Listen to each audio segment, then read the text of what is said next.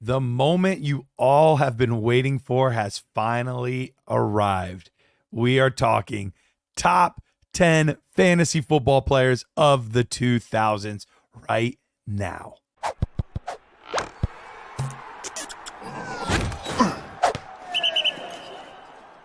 Oh, I've been waiting for this for so long. I'm so excited to give you guys the top 10 fantasy football players of the 2000s. And look, I know you guys are not going to agree with me on all of them. And I know that there's should have been this guy above this guy, or why was he ranked here? Look, a lot of this had to do with the numbers. I followed the numbers. There were a few that were skewed a little bit, and that was partly because just how well these guys played at their position versus all the rest of the competition helped move them up or down my list. So let's get into it. At number 10, we've got Adrian Peterson. Yes, he cracked the top 10 of our list. Dude had 7 running back one seasons. He was so good during his prime. He had the number 1 overall running back season in 2012 and just put together an unreal run of an 8-year period where it was only that 1 year in 2014 where he was suspended. Every other season, he was a running back 1 except one, and that was still a running back 2 year in 2011. So unreal run. He was running back 1 overall in 2012, and then he had 5 of those seasons.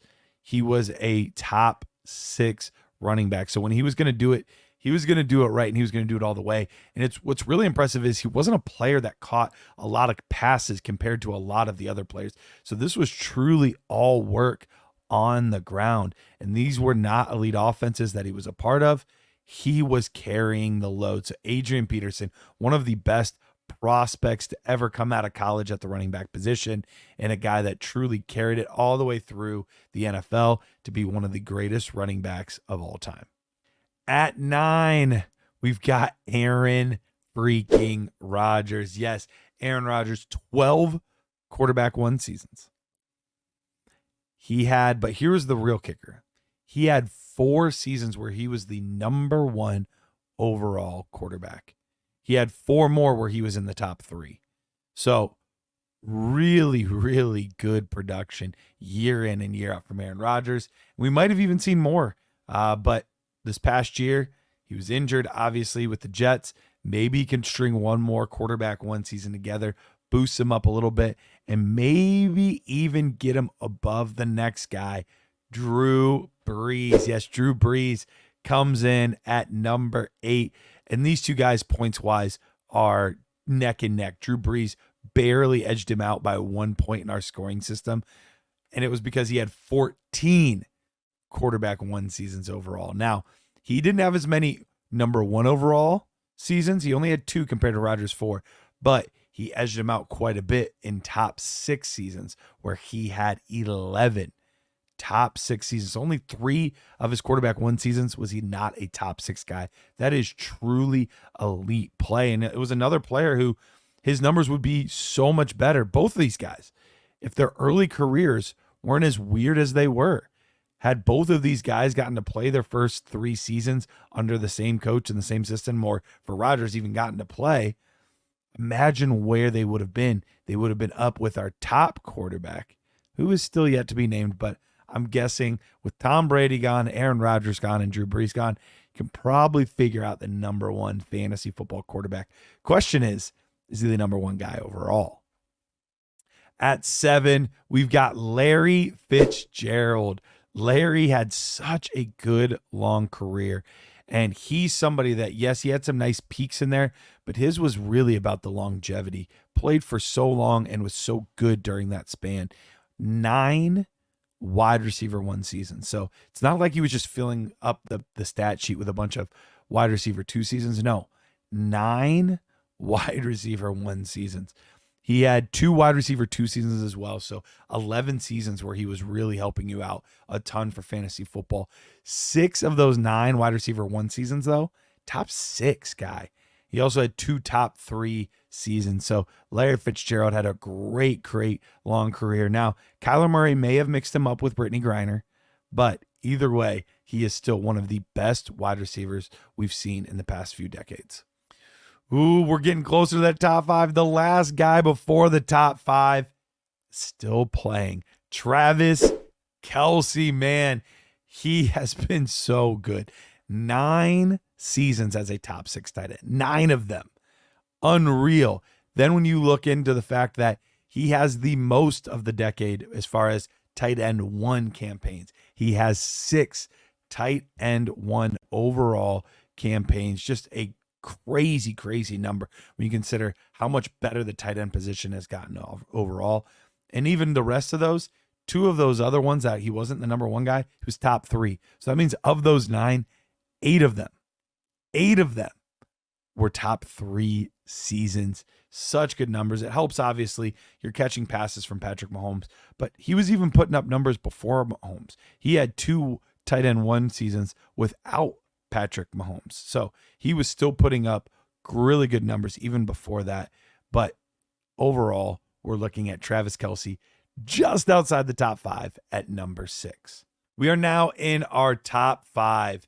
We have 2 wide receivers, 1 tight end, 1 quarterback, and 1 running back.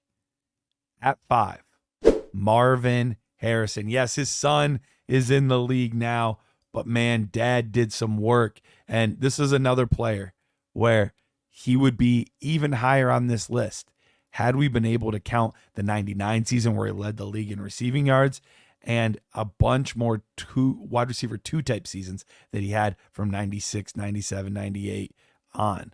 But we can only work with what we have.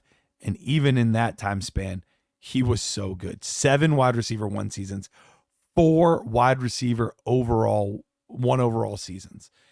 Marvin Harrison, he got paired with Peyton Manning, and some say Manning carried. I'm sure Manning had a lot to do with that, but you can't just be a schmuck and be able to put up that many top overall wide receiver seasons. He was really good, and his mustache, truly elite. These guys were tied in score for me, so you could put them 1-4, 1-5, or you can flip them.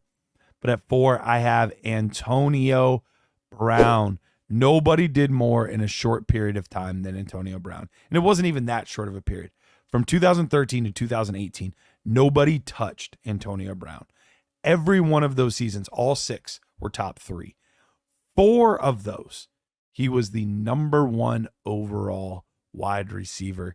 Yes, to do that all in consecutive seasons is absolutely unreal. To stay healthy, to not have somebody else come in and dethrone you, just crazy run for Antonio Brown. Now, unfortunately, the wheels really fell off after 2018, and we know that things aren't looking too great for Antonio Brown right now. But he also did contribute an additional wide receiver 2 season in 2011 before his big old breakout. But overall, Antonio Brown, just an absolute monster in the receiving game and more than deserving of this top 5 spot.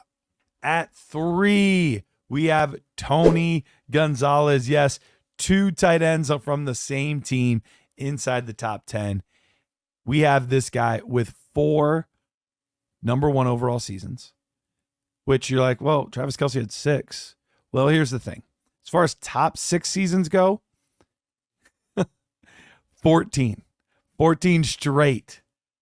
14 straight top 6 seasons at the tight end position.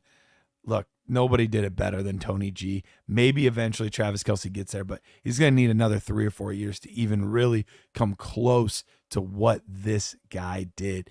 Absolute monster at the tight end position. Just the epitome of consistency. Didn't matter if he was in KC or Atlanta. He was putting up numbers. At the old advanced age he was still making it happen. And another one where he has some seasons in the 90s as well. If we could add those to these numbers, it would only make it that much more absurd. So what we have at number 3 is Kansas City and Atlanta Falcon, Tony Gonzalez. I had a really hard time deciding who to put at 1 here. Both of these players are deserving. Both of these players put up ridiculous numbers. But one was just so far ahead of the other players at his position that I had to put him at number 1. So at number 2, feels wrong to even have him here. But Peyton Manning at number 2. This guy not only had 14 quarterback one seasons, he had 14 top 6 seasons. Every freaking year, just about, Peyton Manning was putting up huge numbers. One, he had the huge injury. The other one was when he was going to basically retire because he just couldn't play anymore. That was it. Those were the only years he wasn't a top 6 guy. Unreal run for Peyton Manning. Even had an additional quarterback one season that was in 1999 because he came out in 98. Peyton Manning, GOAT quarterback for fantasy football. And honestly, it's not that close. And speaking of not that close, the GOAT at running back for the 2000s and the GOAT overall for the top 100, LaDainian freaking Tomlinson. You knew this was coming. LaDainian Tomlinson, number 1 overall, 8 straight running back one seasons. You heard that right. 8 straight running back one seasons. Oh, wait, let me correct myself. 8 top 6 seasons in a row. When he was a running back one, he was a top 6 guy each and every time. We have, oh my gosh, he also had 2 additional RB2 seasons.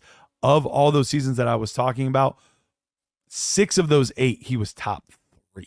6 of the 8, he was top 3 and the top dog in 06.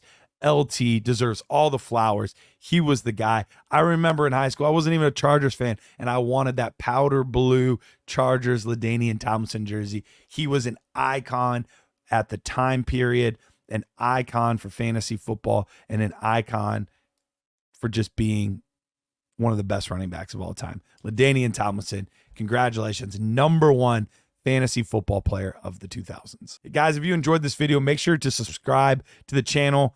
We've got so many good fantasy football things coming out. And as we approach the season, there'll be more and more content coming your way. Appreciate you guys tuning in.